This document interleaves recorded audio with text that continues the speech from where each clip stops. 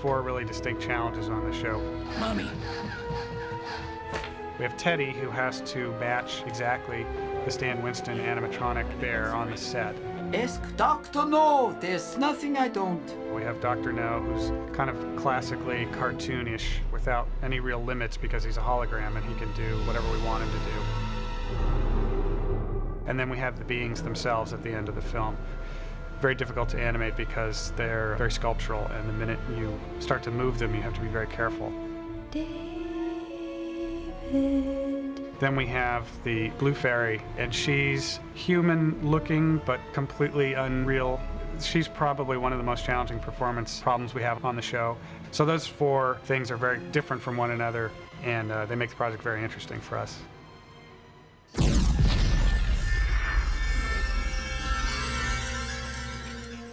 The biggest challenge with Teddy, it's two things. It's how he physically moves has to mimic, in some ways, the animatronic bear. What do we do? We run now. But since we're doing shots that were impossible for the animatronic bear, we have to take it a little bit further. But we always have to maintain that sense of him being a mechanical toy. I am not a toy. So that's one part of it. The other part of it is the acting part of it, if you will. I mean, what is Teddy thinking? How does he fit into this world? David's a very sophisticated robot. But Teddy is also a robot, but not as sophisticated. That's a tricky thing because he's written as a full character. He has dialogue, he interacts with the actors, and yet somehow you have to maintain a distance with him that he's really a mechanical creation in their world and a toy. That was the main challenge with him, I think, overall. I looked at a lot of teddy bears when we were first starting this. I would wandering into toy shops, which I spend a lot of time in toy shops anyways, and I looked at a lot of teddy bears, but there really isn't anything that does what Teddy does yet. I think we're very close to having some walking bipedal toys very soon, beyond just, tin wind-ups and things, but things that actually walk, but it isn't there yet. So we had to just kind of look at it and just decide from his physiology, how his legs are set apart, how long they are, how tubby he is, and just sort of look at that and say, well, how would he walk? What's going to look cute on him? I did a walk cycle very early on before the Winston fellows had finished their bear. And so that walk cycle was a bit of inspiration that Stephen could take to them and say, this is kind of how the bear should walk. And then they did their best to sort of match that in the shots that they did, and they came up with lots of stuff.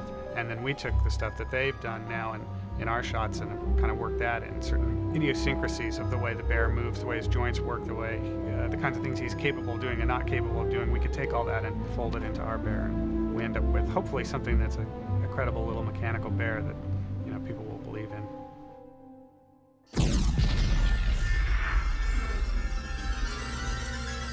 I went down for the recording of Robin Williams with Stephen. Welcome to Dr. No. And that was the beginning of really figuring out what the character, how he should move, what his facial expressions might be like. And Robin did all kinds of great stuff that we videotaped that was not necessarily directly copied, but was all very inspirational in creating the animation of the character. And then the character itself up here went through further art direction and design stages from the production artwork that we received. And then when the shots went into production, we would take the audio. Question me, you pay the fee. 2 for $5, you get 1 free. And I would, talk over the shots with the animators, and they would just come up with the business. Just really mannerisms for Dr. No that are fun and that just make him interesting to look at.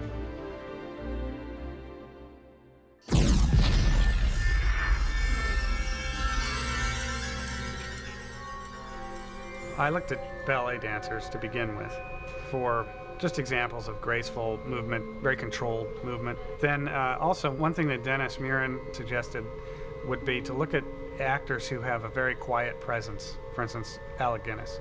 So we looked at some scenes with Alec Guinness acting where he is presenting dialogue, but it's very internal. He's not waving his hands around a lot. It's very quiet, but there's a lot of strength in it. Give him what he wants. And given that the voice of the specialist was Ben Kingsley, he was also good reference. We searched around that way to find examples of physical acting, physicality that that was contained and elegant and graceful, but with a kind of gravity to it. Because there's a long dialogue sequence between the specialist and David, and it's hard to sustain an animated character that long who doesn't have any eyes. I mean, he doesn't have normal human facial expressions, I should say. He doesn't have eyebrows and all the things that make it much easier to register little subtle changes in, inflection and so forth. So we had to do it all through pantomime, essentially, with his character. Human beings had created a million explanations of the meaning of life in art, in poetry, in mathematical formulas. Certainly, human beings must be the key to the meaning of existence. I think the animators did a great job in trying to emote the character, just using body language and things. And they studied a lot of tapes and listened to the voice and exactly how Ben Kingsley and how he moves and how he acts. The actual face itself was an ongoing discussion for many, many months, trying to figure out exactly the look that Stephen would go for. And I think he was certainly unsure of exactly what he wanted and didn't, it was one of those, give me something and let's have a look at it and see if we like it. And we eventually ended up with this mask look to give it some semblance of humanity, of a person, but wanting it still to have that bridge between, the organic and the mechanical.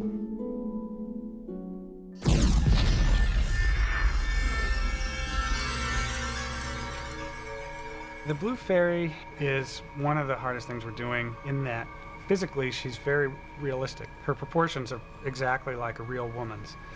And yet, in terms of the coloring and the lighting in the scene, and she's very sort of ethereal, and we don't exactly know what she's made of or how she was created.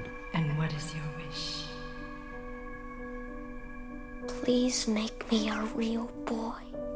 We didn't want to simply have, for instance, an actress in makeup, or to use motion capture to capture a live person's performance and apply it to the model, because both of those things would just be completely naturalistic and too grounded in the real world, ultimately. And we wanted something much more stylized, much more, well, like fairy-like in a sense. I mean, she is an icon in a sense. And the way she holds her hands and reaches out to David and so forth, it's very reminiscent of, for instance, statues of Mary.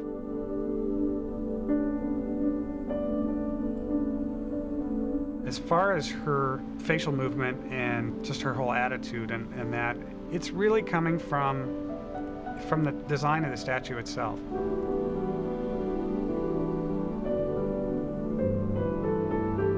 David, she can never come home. It's a very emotional scene. I mean, David's heart is right there, and she's got to be something that the audience is going to buy. So it's very difficult for us.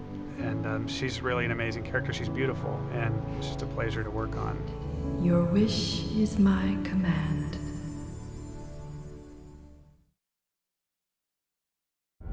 I'm David! I'm David! I'm David!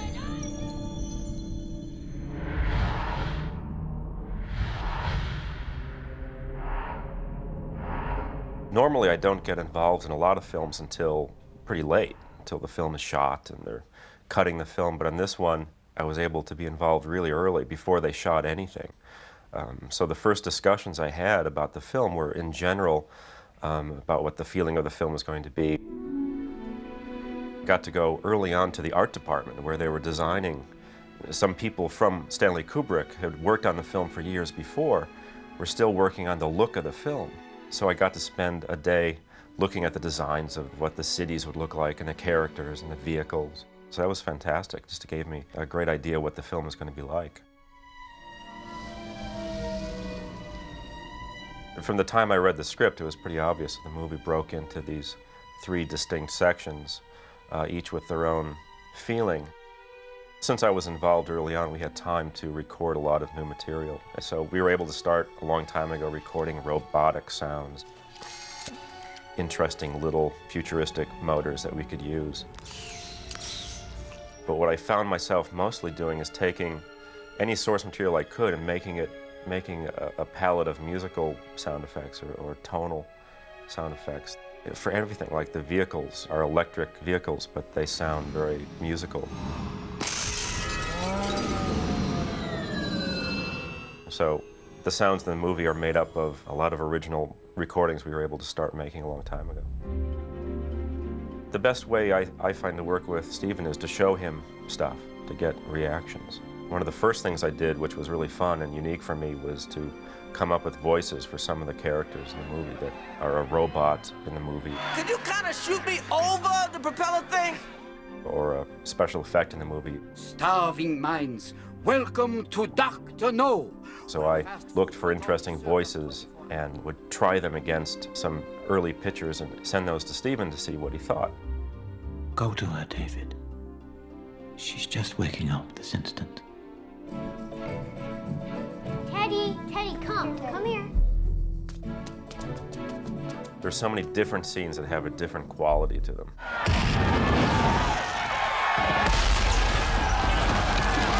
We have a wide variety of scenes, from this really gritty, realistic, noisy scene of the flesh fair,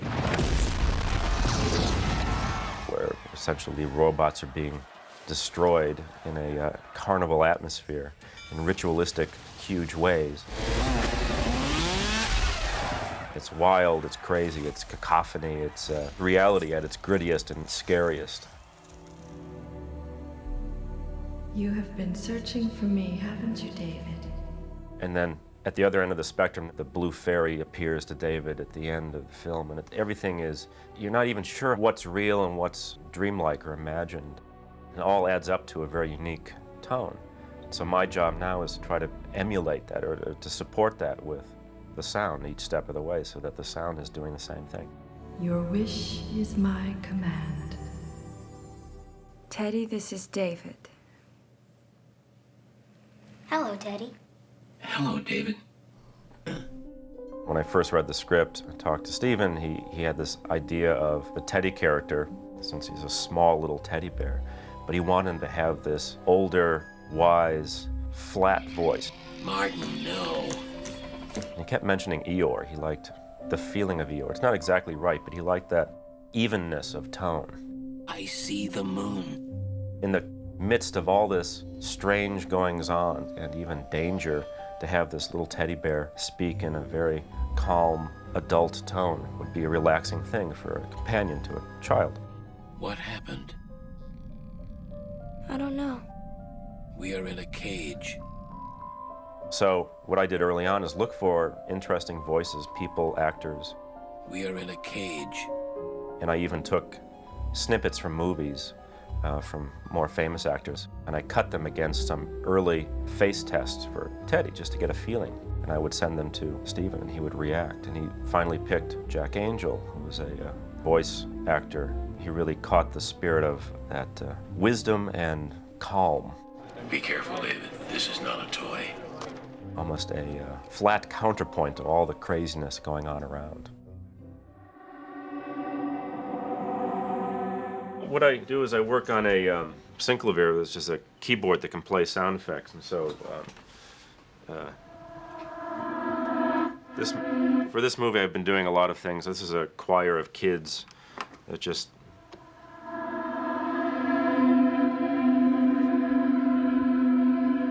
but you can use it for, say, underwater, and amphibicopter passes by. Instead of a normal sound, you could just do something with this.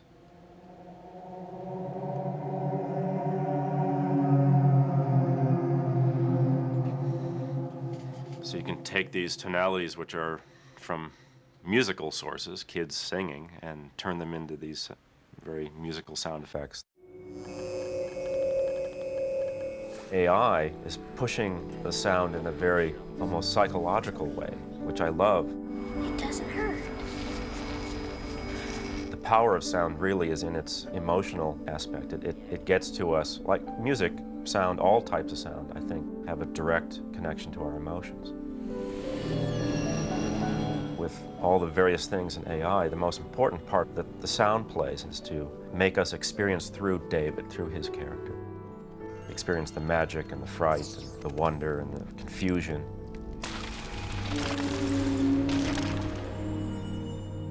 And then, because it's a fable, it becomes magical in a very strong way. Mommy! We're home!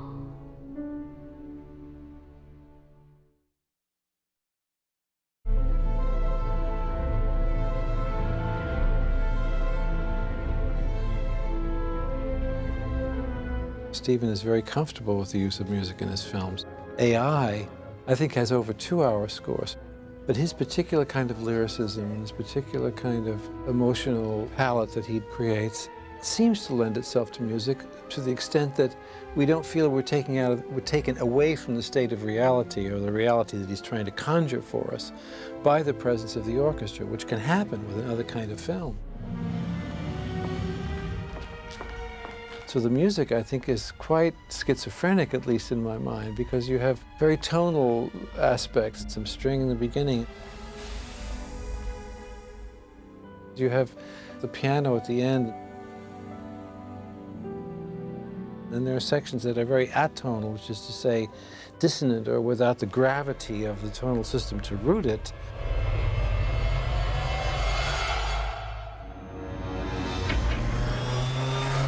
Some sort of postmodern things for this flying of the helicopter.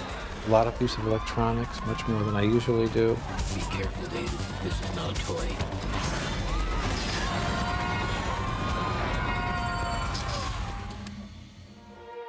Also, you have a snippet of Tchaikovsky.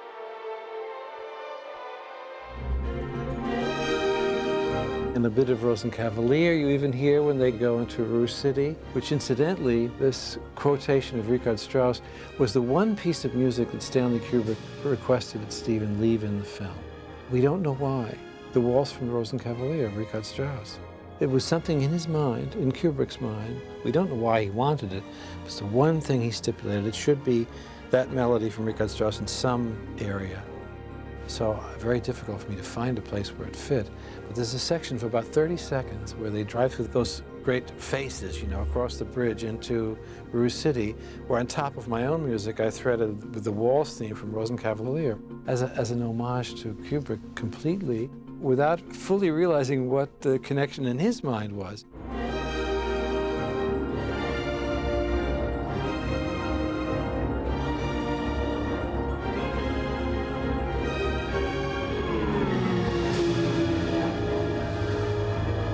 So it's a very eclectic score and a very voluminous score, very different from the things that Steven and I have done before, with the possible exception maybe of Close Encounters. I think it's closer to that in its timbral aspect.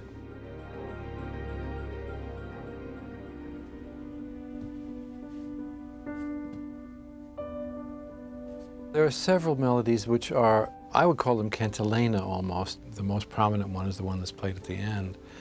And I wrote half a dozen of these examples, not fully extended, and played them for Steven.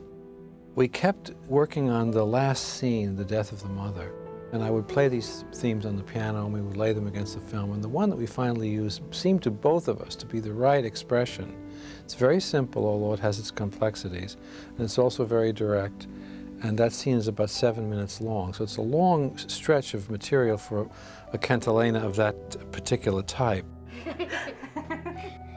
If it works, it's the result of our being able to make some kind of emotional connection with associations of lullaby, of a connection between a child and a mother. It seemed like the right solution. I think the thing that's unique about AI, for me at least, is the essential spiritual aspects of what it was examining. I propose that we build a robot who can love. The idea that to be able to love someone is the thing that defines humanity in the end.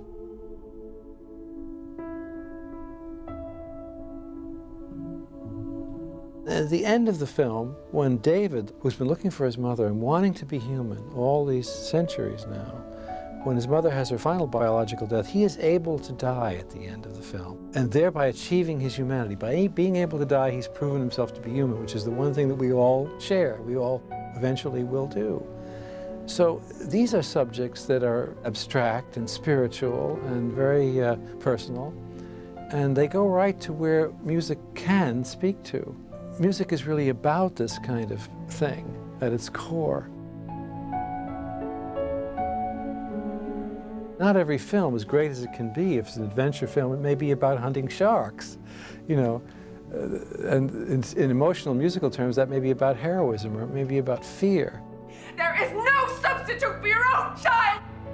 But this film is about very wonderful things to conjure and to ruminate on.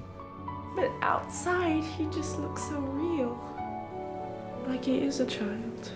As a consequence of that unique set of subjects musically, it made it a special opportunity and challenge for me.